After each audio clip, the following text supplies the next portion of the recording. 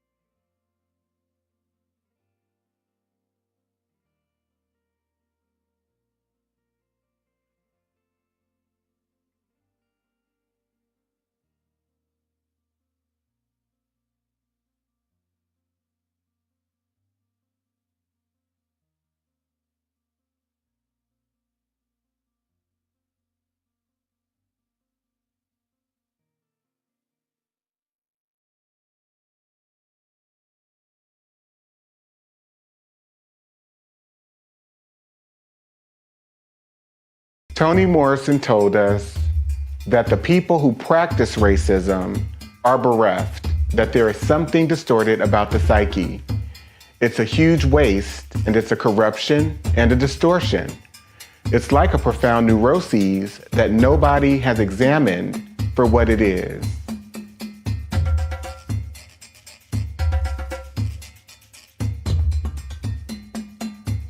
This quote is from Judge William Augustus Hall in a case that he presided over in 1855 concerning a 19-year-old black girl named Celia who was raped by her master, who she later murdered.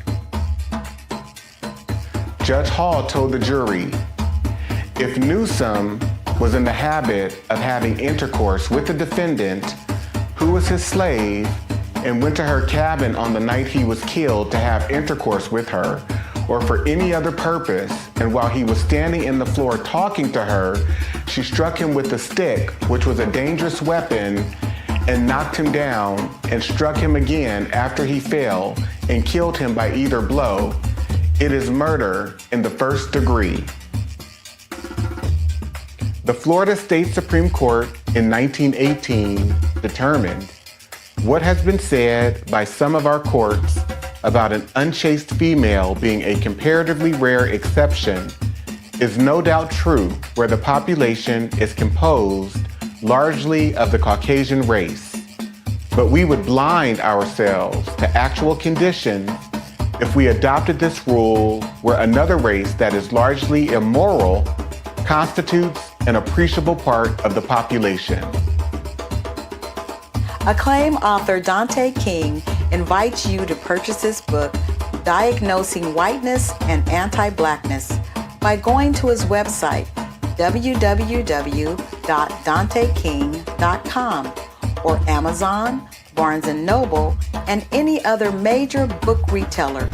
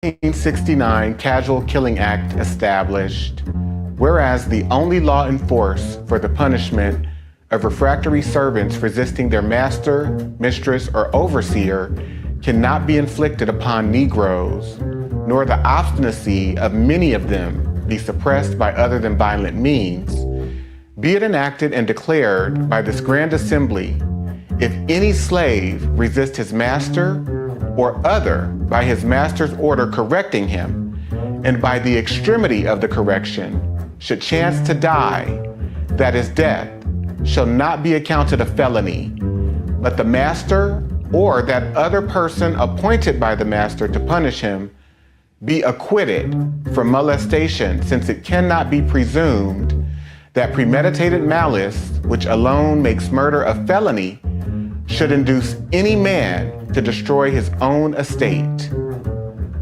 A wise doctor once said, white supremacy is diagnosable in individuals, systems, and society as a whole. Any idea of someone who is fundamentally superior based on race, appearance, wealth, anything is delusional thinking.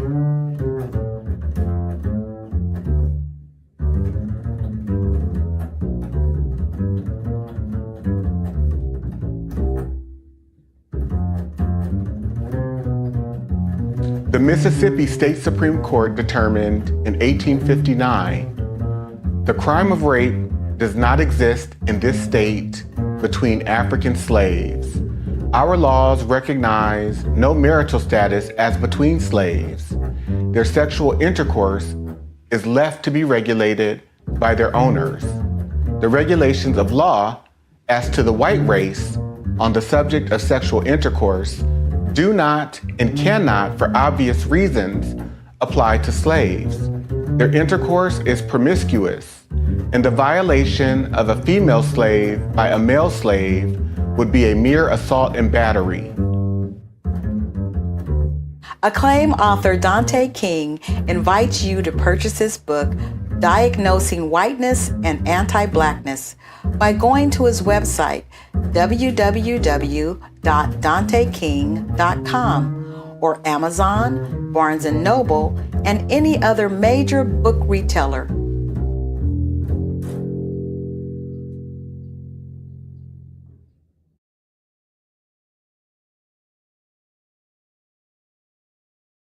The book surprised you the most? A whole book. The whole book. Because I thought that I knew a lot until I read that book and realized I didn't know anything. There was a lot to learn and a lot to still be discovered. I'm still processing it. I can see things now that I didn't see before. And it's all because of the book. I love that. Jules? So much of the book really opened my eyes to things. The Casual Killing Act, the legality of rape. And then one of the other parts was the housing covenants and the covenants that were allowed. And growing up in the Bay Area, St. Francis Wood, for instance, is a highly coveted place to want to live or want to strive to, right? I was a child and I'd passed through St. Francis Woods, and it was something that you feel could have been attainable. And then as you read Dante's book, you realize it's attainable for white people. It's not attainable for me. It's not attainable for you, not in the way that you think you would be able to attain certain places and spaces. You are written out of that legally. Right. And Alicia? What really stands out to me is the 1850 Fugitive Slave Act, which describes so much of how white people operate in terms of that act deputizing all white Americans to serve as white racial police against African Americans, whether they're freed or enslaved, and getting incentivized by bounties, by slave auctions to surveil and police and criminalize Black people, and how that persists today, the obsession with it.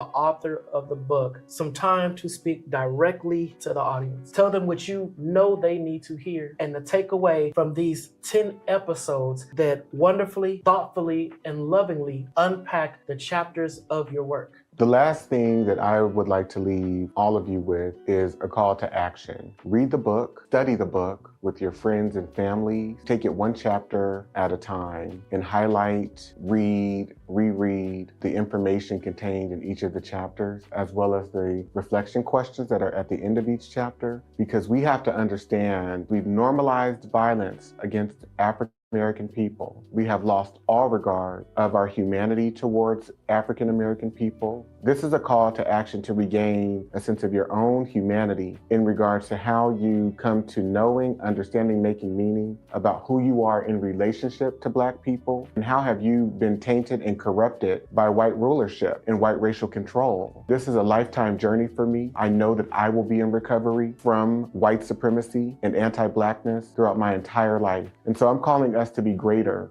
people, greater advocates for each other, greater in our understanding. So thank you so much for being a part of this experience. I hope it serves you well. I hope it serves your family well. I hope you can go out and be recommitted to supporting, uplifting, believing Black people. Thank you.